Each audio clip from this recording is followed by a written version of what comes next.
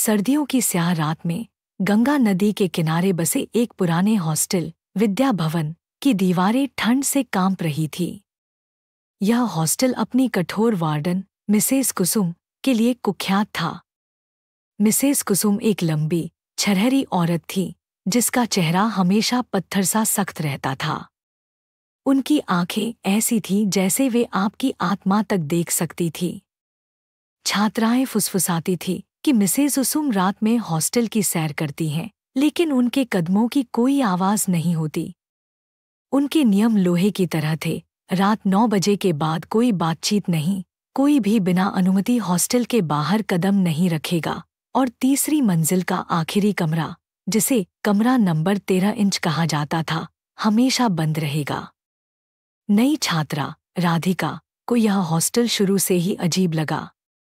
उसका कमरा दूसरी मंजिल पर था, लेकिन रात में उसे ऊपर से अजीब सी आवाजें सुनाई देती थीं, जैसे कोई भारी चीज खींची जा रही हो या कोई धीमे धीमे रो रहा हो। सहेलियों ने बताया कि कमरा नंबर 13 में कभी एक लड़की रहती थी जो रहस्यमय ढंग से गायब हो गई थी। कुछ का कहना था कि मिसेस कुसुम को उस रात कमरे के पास देखा गया था, लेकिन कोई कुछ पूछने की हिम्मत नहीं करता था। एक रात जब बिजली गुल हो गई और हॉस्टल अंधेरे में डूब गया, राधिका ने फैसला किया कि वह कमरा नंबर 13 का रहस्य खोलेगी। वह चुपके से सीढ़ियां चढ़ी, हाथ में एक मोमबत्ती लिए। तीसरी मंजिल का गलियारा ठंडा और नम था, जैसे वहां सालों से कोई नहीं गया हो। कमरा नंबर 13 का दरवाजा पुराना था, उस पर जंग लगा ताला लटक रहा था।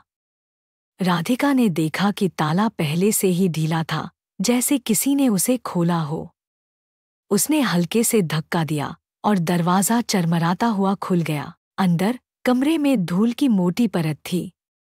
एक पुराना पलंग, टूटी मेज और दीवार पर एक बड़ा अलमारी थी, जिसका शीशा धुंधला पड़ चुका था। राधिका ने मोमबत्ती की रोशनी में देखा कि अलमारी के शीशे में उसका प्रतिबिंब नहीं दिख रहा था, बल्कि एक और चेहरा था, एक लड़की का, जिसकी आंखें खाली थी और होंठ सिल दिए गए थे।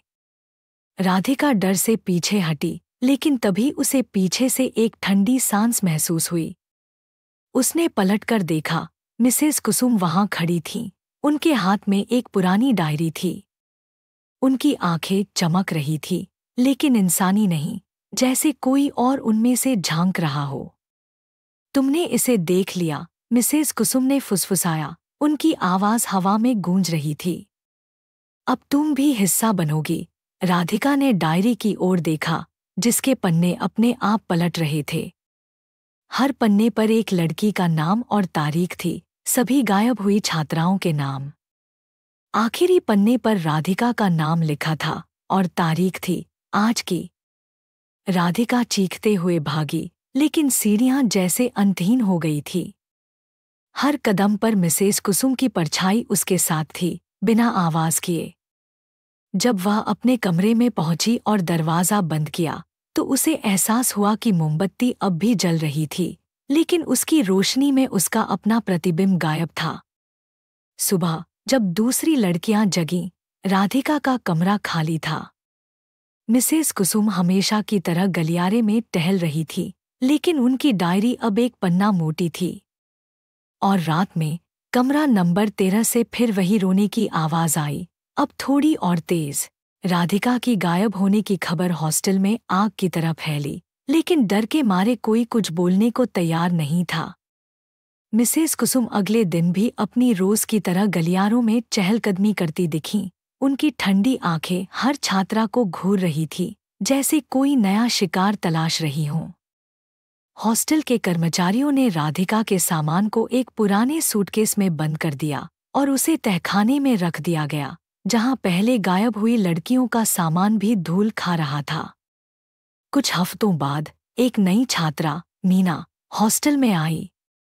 उसे राधिका का पुराना कमरा दिया गया।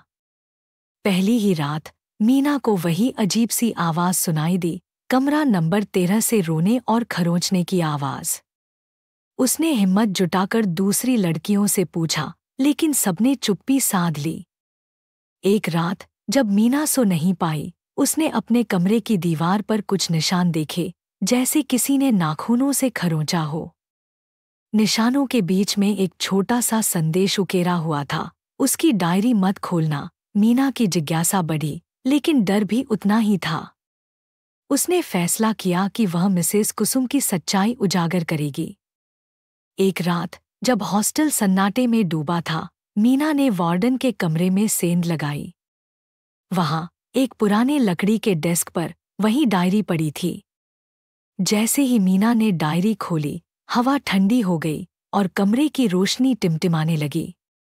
डायरी के आखिरी पन्ने पर उसका नाम लिखा था और उसके बगल में एक तारीख, अगले दिन की। अचानक दरवाज़ा चरमराया। मिसेस कुसुम वहां खड़ी थी, लेकिन अब उनका चेहरा इंसानी नहीं था। उनकी आंखें पूरी तरह काली थीं और उनके होंठों से एक काली स्याही जैसा पदार्थ टपक रहा था। तुमने इसे खोल दिया, उन्होंने कहा। उनकी आवाज़ कई सारी फुसफुसाहटों का मिश्रण थी। मीना ने डायरी को आग में फेंकने की कोशिश की, जो पास के दिए से जली। जैसे ही डायरी की आग की लपटों में जलने लगी, मिसेस कुसुम चीख पड़ी और उनका शरीर धुएं की तरह बिखरने लगा। लेकिन उनके साथ साथ कमरा नंबर 13 से दर्जनों परछाइयां निकलीं, वे सभी लड़कियां जिनके नाम डायरी में थे। उनकी आंखें खाली थीं और वे मीना की ओर बढ़ रही थी। अगली सुबह हॉस्टल में सन्नाटा था। मिसेस कुस गायब थीं, डायरी राख बन चुकी थी और कमरा नंबर 13 का दरवाज़ा हमेशा के लिए सील कर दिया गया।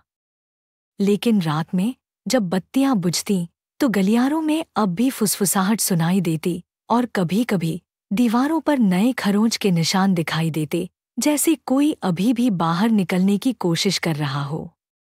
नमस्ते दोस्तों, अगर आपको यह डरावनी कहानी पसंद आई, तो कृपया मेरे YouTube चैनल को सब्सक्राइब करें।